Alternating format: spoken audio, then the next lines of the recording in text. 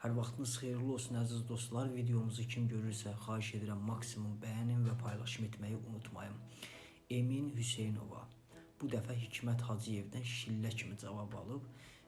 Bildiyiniz kimi Münhen Təhlükəsizlik Konfransının keçirildiyi məkanın qarşısında durub yalnız Azərbaycan rəsmi nümayəndə heyətinə sual verməkdən daha çox sual verməyə cəhdlə gündəmə gəlməyə çalışan Emin Hüseynova növbəti sərt cavabı prezidentin köməkçisi Hikmət Hacıyevdən alıb. Bildiyiniz kimi bu dırnaqarası mətbuat, müstəqil media sözü işlətmiş və Hikmət Hacıyev ona cavabında mən sizi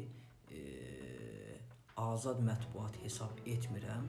Tutduğunuz bu əməllərdən utanmalısınız. Həqiqətən də ölkədən qıraqda özgə baltasına şam olmuşlar. Bu tutduğu əməldən həqiqətən də utanmalıdır. Bildiyiniz kimi Emin Hüseynova 2014-cü ildə küllü miqdarda mənimsəməyə görə axtarışdadır və o Azərbaycandan qadın paltarı geyinərək qaçıb.